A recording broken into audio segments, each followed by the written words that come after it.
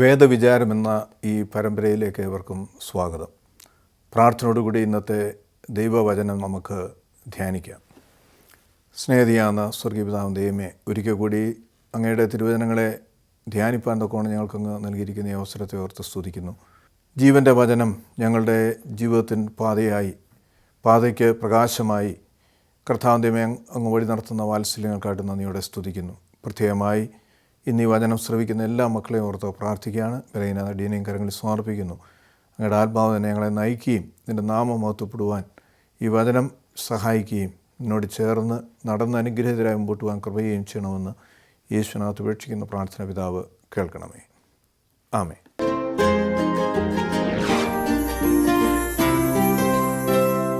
ഇന്ന് നമ്മുടെ ചിന്തയ്ക്കായി വിശുദ്ധ മത്തായിയുടെ സുവിശേഷം 6-ാം അധ്യായം 33-ാമത്തെ തിരുവചനം, gospel according to saint Matthew chapter 6 verse 33. മുമ്പേ അവൻ്റെ രാജ്യവും നീതിയും അന്വേഷിക്കുവിൻ, അപ്പോൾ ഇതെല്ലാം കൂടി നിങ്ങൾക്ക് ലഭിക്കും. ത്രിയേക ദൈവത്തിൻ്റെ തിരുനാമത്തിന് മഹത്വം ഉണ്ടാകട്ടെ. കർത്താവിൽ പ്രിയ സഹോദരങ്ങളെ, നമ്മുടെ ജീവിതയാത്രയിൽ പല സന്ദർഭങ്ങളിലും നാം ഉത്കണ്ഠപ്പെടാറുണ്ട്. നാം ആഗ്രഹിക്കുന്നത് പോലെ കാര്യങ്ങൾ മുമ്പോട്ട് പോകാതെ വരുമ്പോൾ, നമ്മുടെ പ്രതീക്ഷയ്ക്കൊത്തവണ്ണം കാര്യങ്ങൾ മുമ്പോട്ട് പോകാതെ വരുമ്പോഴൊക്കെയും ഉത്കണ്ഠ ഉണ്ടാകുക സ്വാഭാവികമാണ്. അത് നമ്മുടെ ലൗകിക ജീവിതത്തിൽ നാം പലതിലും ലക്ഷ്യം വെച്ച് മുമ്പോട്ട് പോകുമ്പോഴാണ് പ്രത്യേകമായി ഇപ്രകാരമുള്ള ഉത്കണ്ഠ നമ്മുടെ ജീവിതത്തിൽ കടന്നു വരുന്നത്. ജോലിയെക്കുറിച്ചുള്ള ഉത്കണ്ഠ, ആരോഗ്യത്തെക്കുറിച്ചുള്ള ഉത്കണ്ഠ, കുഞ്ഞുങ്ങളെക്കുറിച്ചുള്ള ഉത്കണ്ഠ, അവരുടെ വിദ്യാഭ്യാസം അല്ലെങ്കിൽ അവരുടെ വിവാഹ ജീവിതം, അവരുടെ കുടുംബജീവിതം, ഇങ്ങനെ നാനാ തരങ്ങളിൽ ഉത്കണ്ഠ ഉണ്ടാക്കുന്ന സന്ദർഭങ്ങളൊക്കെയും നമ്മുടെ ജീവിതത്തിൽ കടന്നു വരാറുണ്ട്. കർത്താവ് ഗിരിപ്രഭാഷണത്തിൽ ഈ അധ്യായത്തിൽ പ്രത്യേകമായി നാം വായിച്ച തിരുവചനത്തിന് മുമ്പുള്ള തിരുവചനങ്ങളിൽ ഒരു ദൈവ പൈതൽ ഉത്കണ്ഠപ്പെടരുത് എന്ന് പറയുകയാണ്. 6-ാം അധ്യായത്തിൻ്റെ 25 മുതലുള്ള തിരുവചനം, അതുകൊണ്ട് ഞാൻ നിങ്ങളോട് പറയുന്നത്, എന്ത് ഭക്ഷിക്കും എന്ത് കുടിക്കുമെന്ന് നിങ്ങളുടെ ജീവന് വേണ്ടിയും എന്ത് ധരിക്കും എന്ന് നിങ്ങളുടെ ശരീരത്തിന് വേണ്ടിയും ഉത്കണ്ഠപ്പെടരുത്.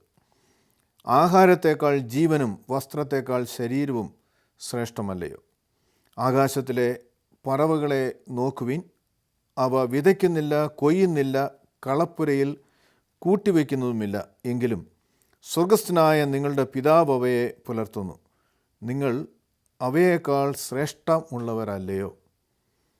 തൻ്റെ സാദൃശ്യത്തിൽ സൃഷ്ടിച്ച മനുഷ്യൻ, അവൻ്റെ നന്മ മാത്രം ദൈവം എപ്പോഴും ആഗ്രഹിക്കുകയാണ്.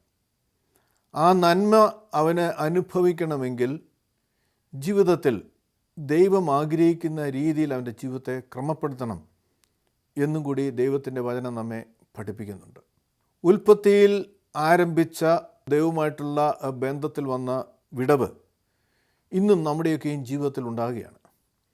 ദൈവം ആഗ്രഹിക്കുന്നത് പോലെ അല്ലെങ്കിൽ ദൈവത്തിൻ്റെ പ്രതീക്ഷയ്ക്കൊത്തവണ്ണം ജീവിതത്തിൽ നാം മുമ്പോട്ട് പോകാതെ വരുമ്പോഴാണ് പ്രയാസങ്ങളൊക്കെ നമ്മുടെ ജീവിതത്തിൽ കടന്നു വരുന്നത്. എന്ന് പറയുമ്പോൾ നമ്മുടേതാകുന്ന ബുദ്ധിയിൽ വഴികളിൽ നാം മുമ്പോട്ട് പോകുമ്പോൾ ദൈവ വഴി വിട്ട് പലപ്പോഴും നാം പോകാറുണ്ട്. അങ്ങനെ വരുന്ന സാഹചര്യങ്ങളിൽ ദൈവത്തിൽ നിന്ന് അല്ലെങ്കിൽ ദൈവത്തിൻ്റെ സാന്നിധ്യം നമ്മുടെ ജീവിതത്തിൽ ഇല്ലാതെ വരുമ്പോൾ ഉത്കണ്ഠ ഉണ്ടാകുന്ന സാഹചര്യങ്ങൾ ഉണ്ടാകാറുണ്ട്. അതുപോലെ ഒരുപക്ഷെ ദൈവത്തോട് ചേർന്ന് ജീവിക്കുന്ന വ്യക്തിയാണെങ്കിൽ പോലും പ്രയാസങ്ങൾ ജീവിതത്തിൽ വരുന്നത് ദൈവത്തോട് കൂടുതൽ ചേർന്ന് നടക്കുവാൻ ആണ്. അപ്പോൾ മനുഷ്യന് ദൈവം നൽകിയിരിക്കുന്ന വില എത്രയോ വലുതാണ് എന്നിവിടെ കർത്താവ് പറയുകയാണ്. സ്വർഗസ്ഥനായ നിങ്ങളുടെ പിതാവ് അവയെ പുലർത്തുന്നു, നിങ്ങൾ അവയേക്കാൾ ശ്രേഷ്ഠത ഉള്ളവരല്ലയോ? അതായത് ആകാശത്തിലെ പറവുകളേക്കാൾ എത്രയോ ശ്രേഷ്ഠതയുള്ളവരാണ് നിങ്ങൾ. അവയ്ക്ക് വേണ്ടതൊക്കെയും നൽകുന്ന പിതാവ് നിങ്ങൾക്ക് ആവശ്യമായതൊക്കെയും നൽകുവാൻ മതിയായവനല്ലയോ എന്നിവിടെ കർത്താവ് പറയുകയാണ്. എന്നിട്ട് പറയുന്നു, ഉത്കണ്ഠപ്പെടുന്നതുകൊണ്ട് നിങ്ങളിൽ ആർക്കെങ്കിലും തൻ്റെ ആയുസ്സിൻ്റെ ദൈർഘ്യത്തോട് ഒരു മുഴം കൂട്ടുവാൻ കഴിയുമോ? വസ്ത്രത്തെക്കുറിച്ച് ഉത്കണ്ഠപ്പെടുന്നത് എന്തിന്? വയലിലെ ലില്ലിച്ചെടികളെ നോക്കുവിൻ, അവ എങ്ങനെ വളരുന്നു? അവ അധ്വാനിക്കുന്നില്ല, നൂൽ നൂൽക്കുന്നുമില്ല. എന്നാൽ ശലോമോൻ പോലും തൻ്റെ സർവ്വ മഹത്വത്തിലും ഇവയിൽ ഒന്നിനോളം അണിഞ്ഞൊരുങ്ങിയിരുന്നില്ല എന്ന് ഞാൻ നിങ്ങളോട് പറയുന്നു. എന്നിട്ട് തുടർന്നാണിത് പറയുന്നത്, മുന്നമേ അവൻ്റെ രാജ്യവും നീതിയും അന്വേഷിക്കുവിൻ, അപ്പോൾ ഇതെല്ലാം കൂടി നിങ്ങൾക്ക് ലഭിക്കും. കർത്തൃ പ്രാർത്ഥനയിൽ നാം പ്രാർത്ഥിക്കുന്ന കാര്യമാണ്, രാജ്യം സ്വർഗത്തിലെ പോലെ ഭൂമിയിലുമാകണമേ എന്ന് പറയുമ്പോൾ ദൈവത്തിൻ്റെ ഹിതം എന്താണ്? ദൈവം എന്താണ് നമ്മളിൽ നിന്ന് ആഗ്രഹിക്കുന്നത്? സർവ്വ ജനതയും യേശു ഏകരക്ഷകനെന്നറിയുവാനും ആ രക്ഷയുടെ സന്തോഷത്തിലേക്ക് വരുവാനും ദൈവം ആഗ്രഹിക്കുകയാണ്. അപ്രകാരമാണ് ദൈവരാജ്യം ഈ ഭൂമിയിൽ നമുക്ക് സൃഷ്ടിക്കുവാൻ കഴിയുന്നത്.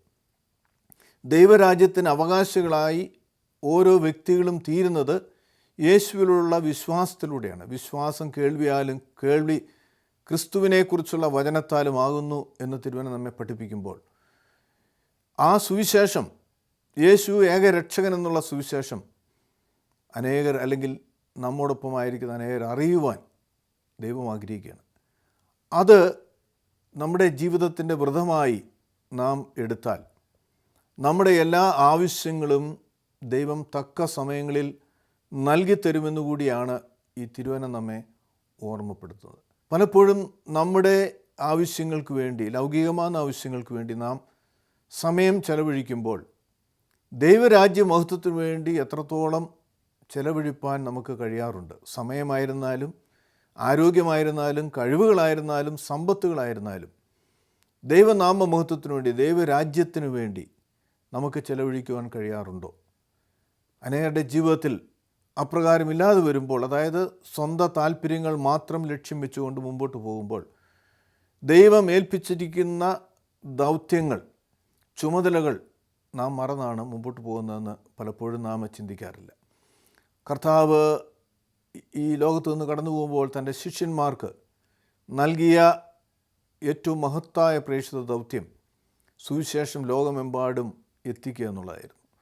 അപ്പോൾ ആ ദൗത്യം ശിഷ്യന്മാരിൽ അവസാനിക്കുന്നില്ല, നമ്മളിൽ ഓരോരുത്തരും വിശ്വാസത്തിലേക്ക് വന്ന യേശുവിനെ, അതായത് ക്രൈസ്തവരായിരിക്കുന്ന ഓരോ വ്യക്തികളിലും നിക്ഷിപ്തമായിരിക്കുകയാണ്. അങ്ങനെ ആ പ്രവർത്തനങ്ങളെക്കുറിച്ച് വ്യാപൃതരാകുന്ന ഓരോ വ്യക്തിയുടെയും ജീവിതത്തിൽ അവൻ ആവശ്യമായത് തക്ക സമയത്ത് ദൈവം ഒരുക്കി തരുമെന്ന് ഈ തിരുവചനം നമ്മെ ഓർമ്മപ്പെടുത്തുകയാണ്. മറിച്ച് നാം നമ്മുടെ വ്യക്തിപരമാകുന്ന ആവശ്യങ്ങൾക്ക് മാത്രം സമയം കണ്ടെത്തി, റിസോഴ്സസുകൾ കണ്ടെത്തി, പണം മുടക്കി മുമ്പോട്ട് പോകുന്ന സാഹചര്യങ്ങളിൽ വന്ന് ഭവിക്കാവുന്ന വിനകൾ പലപ്പോഴും നാം ചിന്തിക്കാറില്ല. പഴയ നിയമത്തിൽ ഇതിനൊരു ഉദാഹരണം നമുക്ക് കാണുവാൻ കഴിയുന്നത് ഹഗ്ഗായി പ്രവചനം 1-ാം അധ്യായം 9-ാമത്തെ തിരുവചനത്തിലേക്ക് വരുമ്പോൾ നമുക്ക് കാണുവാൻ കഴിയും. നിങ്ങൾ അധികം കിട്ടുമെന്ന് കാത്തിരുന്നു, എന്നാൽ അത് അല്പമായി തീർന്നു. നിങ്ങളത് വീട്ടിൽ കൊണ്ടുവന്നു, ഞാനോ അത് ഊതിക്കളഞ്ഞു. അതെന്തുകൊണ്ട്? എൻ്റെ ആലയം ശൂന്യമായി കിടക്കുകയും നിങ്ങൾ ഓരോരുത്തരും അവനവൻ്റെ വീട്ടിലേക്ക് ഓടുകയും ചെയ്യുന്നത് കൊണ്ട് തന്നെ എന്ന് സൈന്യങ്ങളുടെ യഹോവ അരുളി ചെയ്യുന്നു. പ്രവാസത്തിലേക്ക് പോയ ഇസ്രായേൽ ജനത, ബാബിലോൺ പ്രവാസം 70 വർഷക്കാലം പ്രവാസത്തിലേക്ക് പോയി അവർ മടങ്ങി വരുമ്പോൾ യെരൂശലേമൊക്കെയും ചുട്ടുകരിച്ച് 70 വർഷക്കാലം ആൾവാസമില്ലാതെ, അല്ലെങ്കിൽ ഒരു പുരോഗമനവുമില്ലാതെ അന്ന് വരെ ഉണ്ടായിരുന്നൊക്കെ നഷ്ടപ്പെട്ടൊരു സാഹചര്യത്തിലേക്കാണ് അവർ മടങ്ങി വരുന്നത്. അവരുടെ ഭവനങ്ങൾ മുഴുവൻ നശിപ്പിക്കപ്പെട്ടു, ദേവാലയം നശിപ്പിച്ചു, അവരുടെ കൃഷി സ്ഥലങ്ങൾ, കൃഷി അല്ലെങ്കിൽ പുരയിടങ്ങളൊക്കെയും 70 വർഷം കൃഷി ചെയ്യാതെ ഇരിക്കുമ്പോൾ ആ സാഹചര്യം നമുക്കറിയാം. കാടുകൾ കയറി മരങ്ങൾ പോലെ വലുതാകുന്ന ഒരു സാഹചര്യം. അങ്ങനെ എല്ലാ തരങ്ങളിലും ഉപയോഗശൂന്യമായി കിടക്കുന്ന ആ സ്ഥലങ്ങളും ഭവനങ്ങളൊക്കെയും അവർ നിർമ്മിക്കുകയാണ്. അവർ മടങ്ങി വന്നു, ദൈവത്തിൻ്റെ ദേവാലയം പണിയുവാനുള്ള അടിസ്ഥാനമിട്ടു. എന്നാൽ ആ അടിസ്ഥാനം ഇട്ടതിന് ശേഷം അവരുടെ വ്യക്തിപരമാകുന്ന കാര്യങ്ങൾക്ക് വേണ്ടി അവർ സമയം ചെലവഴിക്കുകയാണ്. അതിനുവേണ്ടി ഉള്ള പരിശ്രമങ്ങൾ അല്ലെങ്കിൽ പ്രയത്നങ്ങൾ അവരിൽ ഉണ്ടാകുന്നതായിട്ട് നാം കാണുകയാണ്. രണ്ടാമത്തെ തിരുവചനത്തിൽ നാം വായിക്കുകയാണ്, സൈന്യങ്ങളുടെ യഹോവ ഇപ്രകാരം അരുളിച്ചെയ്യുന്നു, യഹോവയുടെ ആലയം പണിയുവാനുള്ള സമയമായിട്ടില്ല എന്ന് ഈ ജനം പറയുന്നുവല്ലോ. അപ്പോൾ ദൈവത്തിൻ്റെ ആലയത്തിന് അടിസ്ഥാനം ഇട്ടു, എന്നാൽ ആലയം പണിയുവാനുള്ള സമയമായിട്ടില്ല എന്ന് പറഞ്ഞ് അതൊരു എക്സ്ക്യൂസായി കണ്ടുകൊണ്ട് സ്വന്തം കാര്യങ്ങൾ ചെയ്യുന്ന, സ്വന്തം ഭവനവും കൃഷിസ്ഥലങ്ങളൊക്കെയും ഒരുക്കുന്ന, അല്ലെങ്കിൽ കൃഷി ഇറക്കുവാൻ തൊക്കെ പരിശ്രമിക്കുന്ന ഒരു ജനതയെ അവിടെ അഭിസംബോധന ചെയ്യുകയാണ്. ഏതാണ്ട് 15-16 വർഷക്കാലങ്ങൾക്ക് ശേഷമാണ് ഈ ഹഗ്ഗായി പ്രവാചകനിലൂടെ ഈ ജനതയ്ക്ക് ഈ അരുളപ്പാട് ലഭിക്കുന്നത്. ദൈവത്തിൻ്റെ ആലയത്തിന് അടിസ്ഥാനമിട്ടു പണി ആരംഭിച്ചു, എന്നാൽ അത് പണി പൂർത്തീകരിക്കാൻ കഴിയുന്നില്ല. കാരണം അവർക്ക് സമയമില്ല. അവരുടെ സമയം മുഴുവനും അവരുടെ വ്യക്തിപരമാവുന്ന ആവശ്യങ്ങൾക്ക് വേണ്ടി അവർ ചെലവഴിക്കുകയാണ്. തീർച്ചയായിട്ടും അതില്ലാതെ അവർക്ക് മുമ്പോട്ട് പോകാൻ കഴിയുകയില്ല. എന്നാൽ ദൈവം എന്താണ് അവിടെ പറയുന്നത്? പ്രവാചകനിലൂടെ പറയുകയാണ്, 3-ാം വാക്യം, അപ്പോൾ ഹഗ്ഗായി പ്രവാചകൻ മുഖാന്തരം യഹോവയുടെ അരുളപ്പാടുണ്ടായത്, ഈ ആലയം ശൂന്യമായിരിക്കെ നിങ്ങൾ തട്ടിട്ട വീടുകളിൽ പാർക്കുവാൻ സമയമായോ? ദൈവത്തിൻ്റെ ആലയം പണിയുവാനുള്ള സമയമായില്ല എന്ന് നിങ്ങൾ പറഞ്ഞ് നിങ്ങൾ സ്വന്തം ഭവനങ്ങൾ പണിയുമ്പോൾ ദൈവം പ്രവാചകനിലൂടെ അവരോട് അരുളിച്ചെയ്യുകയാണ്, ഈ ആലയം ശൂന്യമായിരിക്കെ നിങ്ങൾക്ക് തട്ടിട്ട വീടുകളിൽ പാർക്കുവാൻ സമയമായോ? സ്വന്തം നിങ്ങളുടെ സുരക്ഷിതത്വവും സുഖങ്ങൾക്ക് വേണ്ടി നിങ്ങൾ നിങ്ങളുടെ ഭവനങ്ങൾ പണിയുകയാണ്. എന്നാൽ ദൈവത്തിൻ്റെ ആലയത്തെക്കുറിച്ചുള്ള ചിന്ത പോലും നിങ്ങളിൽ നിന്ന് മാറിപ്പോയിരിക്കുന്നു. എന്നിട്ട് പറയുന്നു, ആകയാൽ സൈന്യങ്ങളുടെ യഹോവ ഇപ്രകാരം അരുളിച്ചെയ്യുന്നു, നിങ്ങളുടെ വഴികൾ സൂക്ഷ്മമായി ചിന്തിക്കുവിൻ. നിങ്ങളുടെ പ്രവർത്തനങ്ങൾ, നിങ്ങളുടെ വഴികൾ സസൂക്ഷ്മമായി നിങ്ങൾ ചിന്തിക്കുവാൻ തൊക്കെ പ്രവാചകനിലൂടെ അവരോട് അരുളി ചെയ്യുകയാണ്. എന്താണ്?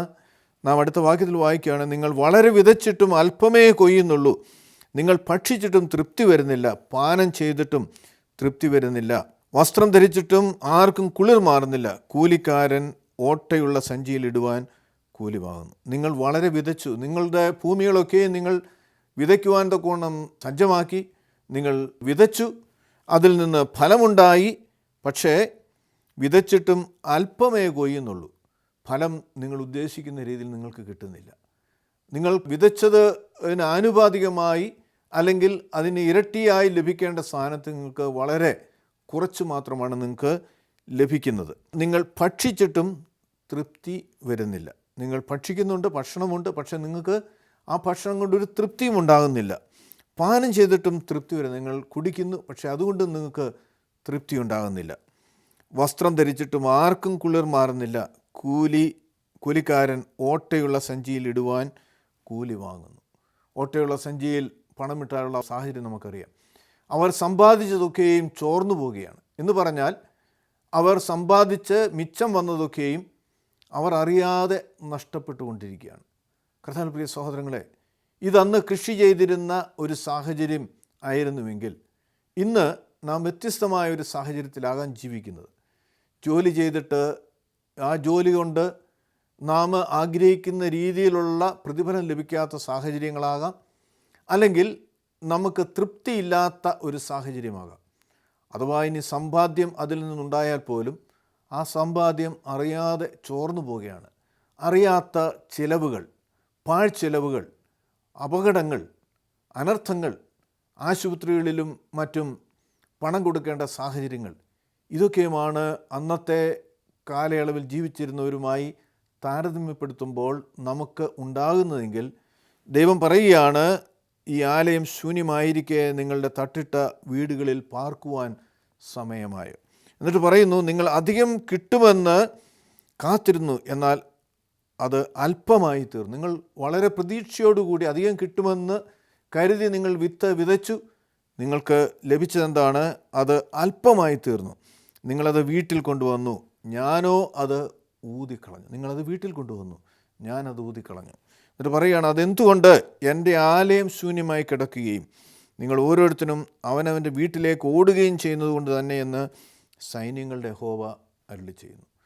ദൈവ പ്രവർത്തനങ്ങളിൽ വ്യാപൃതരാകാതെ, ദൈവം എന്നിലും നിങ്ങളിലും ഏൽപ്പിച്ചിരിക്കുന്ന ചുമതലകളിൽ വിശ്വസ്തരായി ആ ചുമതലകൾ ചെയ്യാതെ നമ്മുടെ സ്വന്തം കാര്യങ്ങൾ, വ്യക്തിപരമാകുന്ന കാര്യങ്ങൾ, നമ്മുടെ അനുഗ്രഹത്തിനു വേണ്ടി ദൈവത്തെ മറന്ന്, അല്ലെങ്കിൽ ദൈവം ഏൽപ്പിച്ച ചുമതലകൾ മറന്ന് നാം മുമ്പോട്ട് പോവുകയാണ്.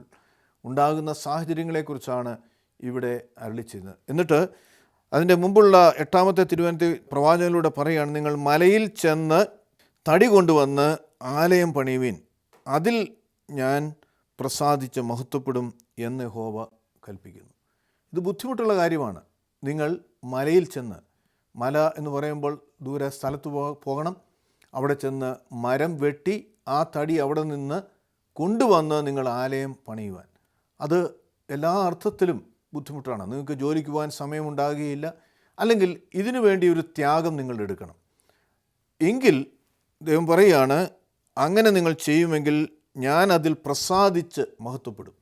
ദൈവത്തിൻ്റെ നാമം മഹത്വപ്പെടുവാനുള്ള കാര്യങ്ങൾ, അത് ഇന്ന് ഒരുപക്ഷെ ആലയം പണിയുന്ന അല്ലെങ്കിൽ പോലും ദൈവരാജ്യത്തിൻ്റെ കെട്ടുപണക്കാരായി നാം ഓരോരുത്തരും തീരുമ്പോൾ, ദൈവരാജ്യ മഹത്വത്തിനു വേണ്ടി നാം പ്രവർത്തിക്കുമ്പോൾ, യേശുവിനെ അറിയാത്തൊരു വ്യക്തിയെ യേശുവിലേക്ക് ആകർഷിക്കുവാനുള്ള ഏത് കാര്യമായിരുന്നാലും നാം ചെയ്യുമ്പോൾ അത് ദൈവം മഹത്വപ്പെടുകയാണ്. അതുവഴി നമ്മളെ കർത്താവ് യഥാസ്ഥാനപ്പെടുത്തുമെന്ന് തിരുവചനം നമ്മെ ഓർമ്മപ്പെടുത്തുകയാണ്. എന്നിട്ട് നാം വീണ്ടും വായിച്ചു 9-ാം വാക്യം, നിങ്ങൾ അധികം കിട്ടുമെന്ന് കാത്തിരുന്നു, എന്നാൽ അത് അല്പമായി തീർന്നു. നിങ്ങളത് വീട്ടിൽ കൊണ്ടുവന്ന് ഞാനോ അത് ഊതിക്കളഞ്ഞു. അതെന്തുകൊണ്ട്? എൻ്റെ ആലയം ശൂന്യമായി കിടക്കുകയും നിങ്ങൾ ഓരോരുത്തരും അവനവൻ്റെ വീട്ടിലേക്ക് ഓടുകയും ചെയ്യുന്നത് കൊണ്ട് തന്നെ എന്ന് സൈന്യങ്ങളുടെ യഹോവ അരുളി ചെയ്യുന്നു. അതുകൊണ്ട് നിങ്ങൾ നിമിത്തം ആകാശം മഞ്ഞ് പെയ്യാതെ അടഞ്ഞിരിക്കുന്നു, ഭൂമി അതിലെ വിളവ് നൽകുന്നതുമില്ല. അപ്പോൾ നിങ്ങൾ വിതച്ചിട്ട് നിങ്ങൾ പ്രതീക്ഷിക്കുന്ന രീതിയിലുള്ള വിളവ് ലഭിക്കാത്തതിൻ്റെ കാരണം, ഞാൻ പ്രകൃതിയെ അടച്ചു കളഞ്ഞിരിക്കുന്നു. അതായത് ഞാൻ ആകാശം മഞ്ഞ് പെയ്യാതെ അടഞ്ഞിരിക്കുന്നു, ഭൂമി അതിലെ വിളവ് നൽകുന്നതുമില്ല. ഞാൻ ദേശത്തിന്മേലും മലകളിന്മേലും ധാന്യത്തിന്മേലും പുതുവീഞ്ഞിന്മേലും എണ്ണയിന്മേലും നിലത്തിലെ വിളവിന്മേലും മനുഷ്യരുടെ മേലും മൃഗങ്ങളുടെ മേലും കൈകളുടെ സകല പ്രവർത്തനങ്ങളുടെ മേലും വരൾച്ച വിളിച്ച് വരുത്തിയിരിക്കുന്നു. അപ്പോൾ ദൈവത്തിൻ്റെ ആലയം പണിയുവാൻ സമയമായില്ല എന്ന് പറഞ്ഞ് സ്വന്തം കാര്യങ്ങൾ ചെയ്തിരുന്ന ഒരു ജനതയോട് ദൈവം പറയുകയാണ്, നിങ്ങളുടെ പ്രയത്നങ്ങൾക്ക് ഫലമുണ്ടാകുകയില്ല, നിങ്ങൾക്ക് തൃപ്തി ഉണ്ടാകുകയില്ല, നിങ്ങൾ മിച്ചം വെച്ചതൊക്കെ ഞാൻ ഊതിക്കളഞ്ഞു, അത് നിങ്ങൾക്ക് പാഴ്ചെലവായിട്ട് ആയിത്തീരും. ഇത് നമ്മുടെ ഓരോരുത്തരുടെയും ജീവിതത്തിൽ നാം മനസ്സിലാക്കുക. കർത്താവ് പറയുകയാണ്, മുമ്പേ എൻ്റെ രാജ്യവും നീതിയും അന്വേഷിക്കുക, അതുവഴി സകലതും കൂട്ടിച്ചേർക്കുക. 2 കാര്യം: 1 ദൈവരാജ്യത്തിന് വേണ്ടി പ്രവർത്തിക്കുക, 2 നീതി. എല്ലാ തലങ്ങളിലും നമ്മുടെ പ്രവർത്തനങ്ങളിൽ നീതി ഉണ്ടാകണം. നമ്മുടെ കുടുംബത്തിൽ ഭാര്യയോട്, അല്ലെ ഭർത്താവിനോട്, കുഞ്ഞുങ്ങളോട്, സഹോദരങ്ങളോട്, മാതാപിതാക്കളോട്, ഇവരോടൊക്കെയുമുള്ള ഉത്തരവാദിത്തങ്ങൾ നീതിയോടുകൂടി ചെയ്യുവാൻ നമുക്ക് കഴിയണം. നമ്മോടൊപ്പം സഹവസിക്കുന്ന അല്ലെങ്കിൽ നമ്മുടെ അയൽക്കാരോട്, സമൂഹത്തോട് ഒക്കെയും നീതിയുള്ളവരായി ആയിരിക്കാൻ നമുക്ക് കഴിയണം. ഈ 2 കാര്യം നമ്മുടെ ജീവിതത്തിലുണ്ടെങ്കിൽ നമ്മുടെ ജീവിതത്തിൽ വേണ്ടതൊക്കെയും ദൈവം തക്ക സമയങ്ങളിൽ നൽകുമെന്നുള്ള ഒരു വലിയ ഉറപ്പാണ് മത്തായിയുടെ സുവിശേഷം 6-ാം അധ്യായം 33-ാം വാക്യത്തിൽ നമ്മെ ഓർമ്മപ്പെടുത്തുന്നത്. മുമ്പേ അവൻ്റെ രാജ്യവും നീതിയും അന്വേഷിക്കുവിൻ, അപ്പോൾ ഇതെല്ലാം കൂടി നിങ്ങൾക്ക് ലഭിക്കും. നമ്മുടെ ജീവിതത്തിൽ വേണ്ടത് നാം ഉത്കണ്ഠപ്പെടാതെ ദൈവത്തിൽ സമർപ്പിച്ച് മുമ്പോട്ട് പോകുവാൻ അത് മുഖാന്തരമായി തീരും എന്ന് തിരുവചനം നമ്മെ ഓർമ്മപ്പെടുത്തുകയാണ്. കർത്താവിൽ പ്രിയ സഹോദരങ്ങളെ, നമ്മുടെ ആത്മീയ ജീവിതത്തിൽ പലപ്പോഴും നമുക്ക് ലഭിച്ചിരിക്കുന്ന അനുഗ്രഹങ്ങൾ നമ്മുടെ മിടുക്കുകൾ കൊണ്ടാണ്, കഴിവുകൾ കൊണ്ടാണ് എന്നൊക്കെയും ചിന്തിച്ച് നാം മുമ്പോട്ട് പോകുമ്പോൾ, ദൈവമാണ് അതിനുള്ള അവസരം നൽകിയത്, ദൈവമാണ് നമുക്ക് ജോലി ചെയ്യാനുള്ള ആരോഗ്യം നൽകിയത്, ജോലി നൽകിയത്, ദൈവമാണ് എല്ലാ സാഹചര്യങ്ങളും അനുകൂലമാക്കി അനുഗ്രഹമായി തീരുവാൻ നമുക്കായിട്ട് ഒരുക്കിയിരിക്കുന്നത് എന്ന് ചിന്തിക്കുവാൻ നമുക്ക് കഴിയണം. ദൈവത്തിൻ്റെ കൃപയില്ലാതെ, ദൈവത്തിൻ്റെ കരുണയില്ലാതെ, ദൈവത്തിൻ്റെ കാവലില്ലാതെ ഈ ലോക ജീവിതത്തിൽ അനുഗ്രഹത്തോടെ മുമ്പോട്ട് പോകാൻ നമുക്ക് കഴിയുകയില്ല എന്നുകൂടി തിരുവചനം നമ്മെ ഓർമ്മപ്പെടുത്തുകയാണ്. അതോടൊപ്പം തന്നെ ദൈവവേലയെക്കുറിച്ച് ഉള്ള ഒരു എരിവ്, ഒരു ചിന്ത നമ്മളിൽ ഓരോരുത്തരും ഉണ്ടാകണം. യേശുവിനെ അറിയാതിരിക്കുന്ന വ്യക്തികളെ യേശുവിനെ പരിചയപ്പെടുത്തി കൊടുക്കുവാൻ, യേശു നമ്മുടെ ജീവിതത്തിൽ ആരാണ് എന്ന് അനുഭവിച്ചിട്ടുള്ള നാം ആ യേശുവിനെ മറ്റുള്ളവർക്ക് ചൂണ്ടിക്കാണിക്കുവാൻ നാം വളരെ ചുമതലയുള്ളവരാണ്. ശിഷ്യന്മാരെ ഏൽപ്പിച്ച ദൗത്യം, നമ്മളിലൂടെ ഈ ലോകം എമ്പാടും സകല സൃഷ്ടികളോടും എൻ്റെ സുവിശേഷം അറിയിക്കുക എന്നുള്ള ദൗത്യം ആണ് യേശു നമ്മെ ഓരോരുത്തരെയും ഏൽപ്പിച്ചിരിക്കുന്നത്. ദൈവരാജ്യത്തിനു വേണ്ടി പ്രവർത്തിക്കുക, അതോടൊപ്പം തന്നെ ദൈവരാജ്യ മഹത്വത്തിനു വേണ്ടി പ്രവർത്തിക്കുവാൻ തക്കവണ്ണം കഴിയുന്നത് എങ്ങനെയാണ്? അതിന് നാം നമ്മുടെ സമയവും നമ്മുടെ കഴിവുകളും നമ്മുടെ പണവും ഒക്കെയും അതിനുവേണ്ടി കൊടുക്കുവാനും നാം ചുമതലപ്പെട്ടവരാണ്. പലപ്പോഴും ദശാംശത്തെക്കുറിച്ച് ഇന്ന് ആധുനിക ക്രൈസ്തവർ അധികം ചിന്തിക്കാറില്ല. ദശാംശത്തെക്കുറിച്ച് അങ്ങനെ അധികം പഠിപ്പിക്കാറുമില്ല. എന്നാൽ മലാക്കി പ്രവചനം 3-ാം അധ്യായം 8-ാമത്തെ തിരുവചനത്തിലേക്ക് വരുമ്പോൾ നാം വായിക്കുകയാണ്, മനുഷ്യന് ദൈവത്തെ കൊള്ളയടിക്കാമോ? എങ്കിലും നിങ്ങൾ എന്നെ കൊള്ളയടിച്ചിരിക്കുന്നു. എന്നാൽ നിങ്ങൾ ഏതിൽ ഞങ്ങൾ നിന്നെ കൊള്ളയടിക്കുന്നു എന്ന് ചോദിക്കുന്നു. ദശാംശത്തിലും വഴിപാടിലും തന്നെ മനുഷ്യന് ദൈവത്തെ കൊള്ളയടിക്കാമോ? ദൈവത്തെ എങ്ങനെയാണ് കൊള്ളയടിക്കുന്നതെന്ന് ചോദിക്കണം. അപ്പോൾ ദൈവം പറയുകയാണ്, നിങ്ങൾ ദശാംശത്തിലും വഴിപാടിലും നമുക്ക് ലഭിക്കുന്ന അനുഗ്രഹങ്ങളുടെ പണത്തിൻ്റെ 10-1 ദൈവനാമമഹത്വത്തിനു വേണ്ടി ദൈവരാജ്യത്തിൻ്റെ പണിക്കായി കൊടുക്കുവാൻ നാം ചുമതലപ്പെട്ടവരാണ്. അങ്ങനെ നാം ചെയ്യുമ്പോൾ അത് ദൈവരാജ്യത്തിൻ്റെ പണികളിൽ നാം വ്യാപൃതരാകുന്ന അതിൻ്റെ ഒരു ഭാഗമായി നാം തീരുകയാണ്. അത് കഴിഞ്ഞ് അടുത്ത തിരുവചനത്തിൽ നാം വായിക്കുകയാണ്, നിങ്ങൾ ഈ ജനത മുഴുവൻ തന്നെ എന്നെ കൊള്ളയടിക്കുന്നതുകൊണ്ട് നിങ്ങൾ ശാപഗ്രസ്തരാകുന്നു. അപ്പോൾ ദൈവത്തിന് കൊടുക്കുവാനുള്ളത് കൊടുക്കാതെ, ദശാംശം കൊടുക്കാതെ നാം അത് സമ്പാദിച്ചാൽ അതിൻ്റെ പരിണിത ഫലം നിങ്ങൾ ശാപഗ്രസ്തരാകുന്നു. ശാപം എന്ന് പറയുമ്പോൾ അത് ഒരു തലമുറയിൽ നിൽക്കുന്നതല്ല, തലമുറകളോളം അതുണ്ടാകുന്ന കാര്യമാണ്. ദൈവത്തിന് കൊടുക്കുവാൻ ഓരോ വിശ്വാസിക്കും കഴിയണം. അത് ദൈവ വേലയ്ക്ക് വേണ്ടി, ദൈവനാമ മഹത്വത്തിനു വേണ്ടി, അത് മറ്റുള്ളവരെ യേശുവിലേക്ക് ആകർഷിക്കുവാൻ, ഏത് തരങ്ങളിലുള്ള പ്രവർത്തനങ്ങളായിരുന്നാലും അപ്രകാരം ദശാംശം കൊടുക്കുവാൻ നാം ഓരോരുത്തരും ചുമതലപ്പെട്ടവരാണ് എന്നുകൂടി നാം മനസ്സിലാക്കുക. പലപ്പോഴും നമുക്ക് പണം കൊടുക്കുവാൻ നമുക്ക് കഴിയില്ല. നമുക്ക് വേണമെങ്കിൽ സമയം കൊടുക്കാം, അല്ലെങ്കിൽ നമുക്ക് എന്തെങ്കിലും ചെയ്യാം, സഹായിക്കാം എന്നൊക്കെയും പറയുന്ന അനേകരെ കാണുക. എന്നാൽ നമ്മുടെ ജീവിതത്തിൽ ദൈവം നൽകിയിട്ടുള്ള, നാം ദശാംശം കൊടുക്കുമ്പോൾ ദൈവം നൽകിയതിൽ നിന്ന് അതിൻ്റെ ഒരു 10-1 നാം ദൈവത്തിന് നൽകുന്നത്. അപ്പോൾ അത് നാം ഇസ്രായേൽ ഗോത്രങ്ങളെ ദൈവം വേർതിരിക്കുമ്പോൾ തന്നെ അതിലൊരു ഗോത്രം, ലേവ്യ ഗോത്രം, പുരോഹിത ഗോത്രമാണ്. അവർ ജോലി ചെയ്യുവാനല്ല, അവർ ദൈവത്തിൻ്റെ പൗരോഹിത്യ ശുശ്രൂഷ ചെയ്യുവാൻ വിളിക്കപ്പെട്ടവരാണ്. പക്ഷേ മറ്റു 11 ഗോത്രവും അവരുടെ ദശാംശം ലേവ്യ ഗോത്രത്തിന് കൊടുക്കണമെന്ന് അവിടെ രേഖപ്പെടുത്തിയിട്ടുണ്ട്. അപ്പോൾ ലേവ്യ ഗോത്രം നാം ചിന്തിച്ചു കഴിഞ്ഞാൽ മറ്റുള്ളവരുടെ മറ്റു ഗോത്രങ്ങളിൽ അവർക്ക് കിട്ടുന്നതിൻ്റെ 10-1 കൊടുക്കുമ്പോൾ 11 ഗോത്രത്തിൻ്റെ 10-1 ഇവർക്ക് ലേവ്യ ഗോത്രത്തിനാണ് കൂടുതൽ അത് ലഭിക്കുന്നത്. അങ്ങനെ ദൈവം അവിടെ അപ്രകാരം ഒരു കൽപ്പന അവർക്ക് നൽകി. അങ്ങനെയാണ് ലേവ്യ ഗോത്രത്തെ പൗരോഹിത്യ ശുശ്രൂഷയിലേക്ക് വിളിച്ചിരിക്കുന്നത്. ദൈവത്തിൻ്റെ വേലയ്ക്ക് വേണ്ടി, അവരുടെ വ്യക്തിപരമായ ആവശ്യങ്ങൾക്ക് മാത്രമല്ല, ദേവാലയത്തിൻ്റെ എല്ലാ ആവശ്യങ്ങൾക്കും വേണ്ടി ആ ദശാംശം ഉപയോഗിക്കുവാൻ തക്കവണ്ണം അവിടെ ദൈവം നിർദ്ദേശിക്കുകയാണ്. അപ്പോൾ അങ്ങനെ ദശാംശം കൊടുക്കുവാൻ നമുക്ക് വലിയ ചുമതലയുണ്ട്. ഒരുപക്ഷെ പുതിയ നിയമത്തിലേക്ക് വരുമ്പോൾ ദശാംശത്തെക്കുറിച്ചൊന്നും പഠിപ്പിക്കുന്നില്ല എന്ന് നാം, അല്ലെങ്കിൽ പറയുന്നില്ല എന്ന് നാം ചിന്തിച്ചേക്കാം. കർത്താവ് പറയുന്നുണ്ട്, സീസണിനുള്ളത് സീസണിനും ദൈവത്തിനുള്ളത് ദൈവത്തിനും എന്ന് പറഞ്ഞാൽ, നികുതി ഗവൺമെൻറ്റിന് കൊടുക്കുവാൻ നാം ചുമതലപ്പെട്ടതുപോലെ ദൈവവേലയ്ക്ക് കൊടുക്കുവാനും നാം ചുമതലപ്പെട്ടവരാണ്. അങ്ങനെ കൊടുക്കുമ്പോൾ നമുക്ക് ലഭിക്കുന്ന അനുഗ്രഹം എത്ര വലുതാണ്. മലാക്കി പ്രവചനം 3-ാം അധ്യായത്തിൻ്റെ 10 മുതലുള്ള തിരുവചനത്തിൽ നാം വായിക്കുകയാണ്, എൻ്റെ ആലയത്തിൽ ആഹാരമുണ്ടാകേണ്ടതിന് നിങ്ങൾ ദശാംശം മുഴുവനും ഭണ്ഡാരത്തിലേക്ക് കൊണ്ടുവരുവീൻ. ഞാൻ നിങ്ങൾക്ക് ആകാശത്തിലെ കിളിവാതിലുകൾ തുറന്ന് സ്ഥലം പോരാതെ വരുവോളം നിങ്ങളുടെ മേൽ അനുഗ്രഹം പകരുകയില്ലയോ എന്നിങ്ങനെ നിങ്ങൾ ഇതിനാൽ എന്നെ പരീക്ഷിക്കുവിനെന്ന് സൈന്യങ്ങളുടെ യഹോവ അരുളി ചെയ്യുന്നു.